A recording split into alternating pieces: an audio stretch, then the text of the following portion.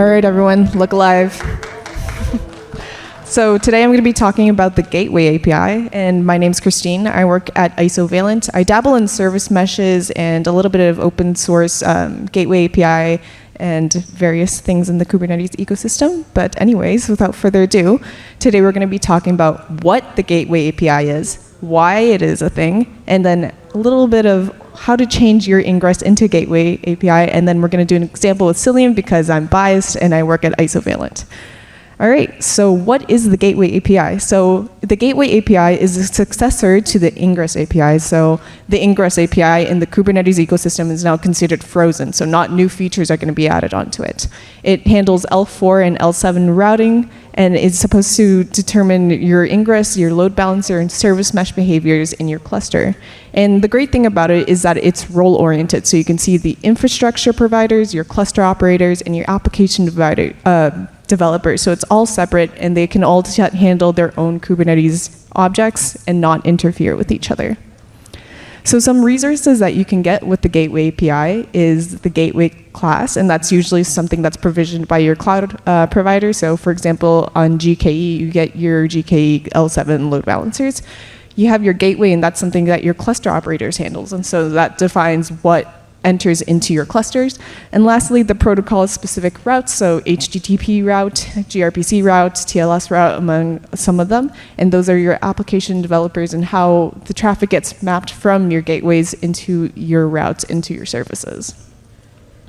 So some features about it is that it's portable and standardized. So that's something that was in the Ingress API, but then they found that annotations were quite bloated transferring between different Ingresses implementations, and so there's more standardization across Gateway API.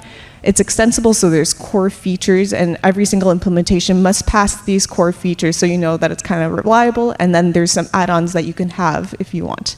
There's also the Gamma initiative, which is really interesting. It leverages the HTTP routes and other various route protocols, and then allows you to have the service mesh behavior, so east-west, just versus north-south traffic. And then lastly, something that I think is very cool is cross-namespace support. So sharing is caring. That way you can share virtual IPs and other load balancers across namespaces, and you don't have to worry about if you're allowed to touch certain resources or not.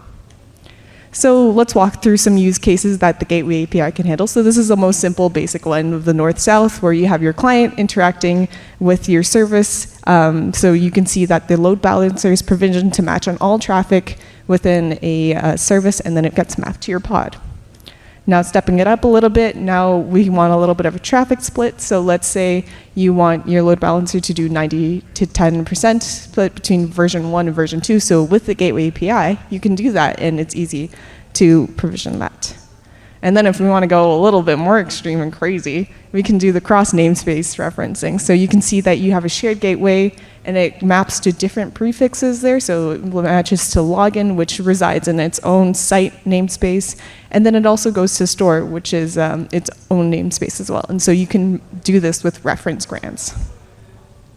So we can simulate a little bit of a situation where if you want to get started on using Gateway API, but you're kind of scared because you still have your Ingress and you want to just have the resources and not actually have to write out all the CRDs yourself, you can have a sandbox cluster with an Ingress implementation functioning in it. So for example, if you have a Cilium Ingress deployed into your cluster, and this one's just like a basic one that allows you to get the get path in your HTTP bin application.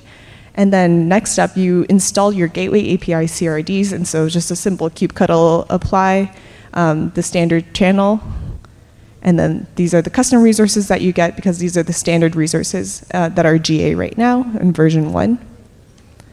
And then you go to this nice project that is also maintained by the SIG network group called Ingress to Gateway. So you git clone that, you build it, and then you can run it, the binary, and just print out it spits out a gateway and its HTTP route. So if you kind of want to try it out, you can see that you don't actually have to write out the YAML files yourself, because touching YAML is not the funnest.